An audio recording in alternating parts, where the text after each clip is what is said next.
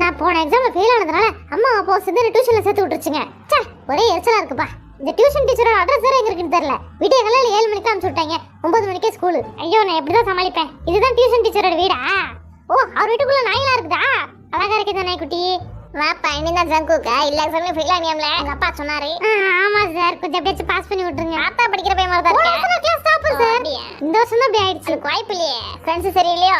ஆமா சார், அது அவங்க கூட சேர்ந்து தான் கெட்டு போயிட்டேன். எல்லாம் நல்லா படிச்சிருப்பேன், நல்ல மார்க் எடுத்திருப்பேன். நான் எக்ஸாம் வேற வரப்போகுது சார். ஓரளவு பரவாயில்ல பண்ணீங்க. இன்னும் கொஞ்சம் படிக்க வேண்டியது இருக்கு. நீங்க கொஞ்சம் ஹெல்ப் பண்ணீங்கன்னா நான் கொஞ்சம் நல்ல மார்க் எடுப்பேன்னு நினைக்கிறேன். நான் கண்டிப்பா ஹெல்ப் பண்றேன். டெஸ்ட் வைக்காதீங்க, அதானப்பா தெரிஞ்சுக்க முடியும் சார். அதனால தான் டியூஷன்ல சேரவேணானே. இப்போ கூட எங்க அம்மா அப்பா என்ன வர பிடிச்சி தான் இங்க சேர்த்து விட்டாங்க. எனக்கு பிடிக்கல சொல்றேன். ஓரலாம் கேளுங்களேன், நான் சொல்றேன். என்ன எழுத வைக்காதீங்க. எனக்கு எக்ஸாம்னாலே பிடிக்காது. எப்படியாச்சும் படிச்சு முடிச்சிடணும். அப்படிங்க எவ்வளவு மார்க் வரும்னு ஆசைப்படுறேன். அது பாஸ் ஆனா போதும் சார். இதுலயே தெரியுது பாருங்க லட்சியம். எப்படி நீ வாழ போற வாழ்க்கையில. பாத்துக்கலாம் சார், பாஸ் ஆனா போதும்.